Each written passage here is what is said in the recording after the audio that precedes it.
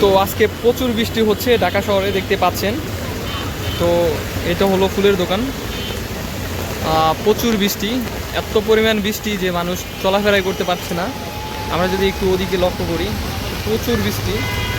এটা হলো ফুল, এই যে রজনীগন্ধা। বৃষ্টি ভেজা রাতে, কথা আছে না, ওই যে আন্টি ফুল বিক্রি করতেছে।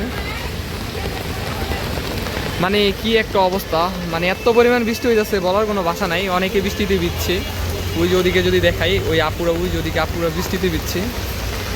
স্কুলের বাটা ছুটি হচ্ছে, অনেকে গাড়ি ঘোড়া যাচ্ছে।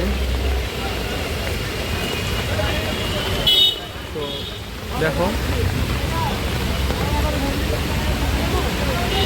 কাকা জীবিকার তাগিদে কত কষ্টই না করছে।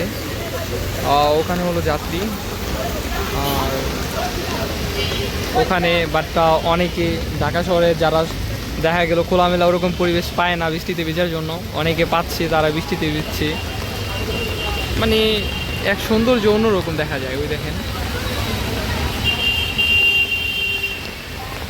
দেখতে পাচ্ছেন আপনারা।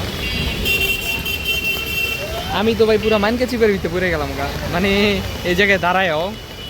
তো ওই আন্টিটা তার দোকানের জন্য মানে পানি সরবরাহ করা হচ্ছে। দেখেন আপুরা সিগন্যালে দাঁড়িয়ে আছে, না কারোর জন্য মনে হয় অপেক্ষা করতেছে। দেখেন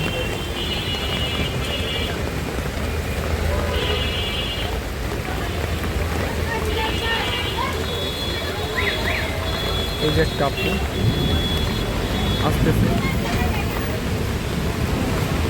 বিভিন্ন গাড়ি যাচ্ছে। তো ভাবলাম যেহেতু আমি বৃষ্টির ভিতরে দাঁড়িয়ে আছি এক জায়গায়, তো আপনাদের সাথে সেটা শেয়ার করি সরাসরি,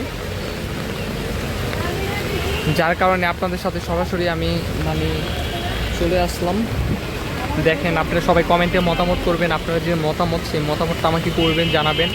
এখন যে মানে বৃষ্টি হচ্ছে ঢাকা শহরে, যারা ঢাকা শহরে রয়েছেন তারাই বুঝতে পারবেন ঢাকা শহরে বৃষ্টিটা কতটা প্রয়োজন। আর সবচেয়ে বড় কথা কি, আপনি জানেন আমি একেবারে রিয়েল পর্যায় থেকে আমার যে ভিডিওগুলো সেটা আমি করি। বৃষ্টিতে অনেকে যারা অফিস কর্মী প্লাস যারা কাজকর্ম করেন তারা অনেক দুর্ভোগের ভিত্তিতে বাট পড়বেন।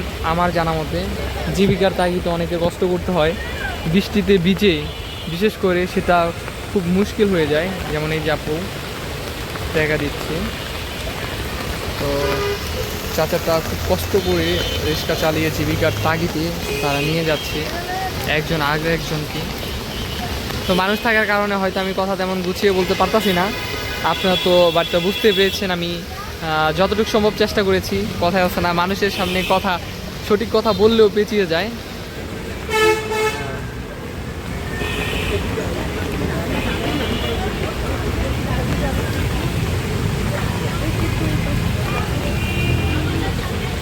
যাই হোক আজকের মতো বিদায়।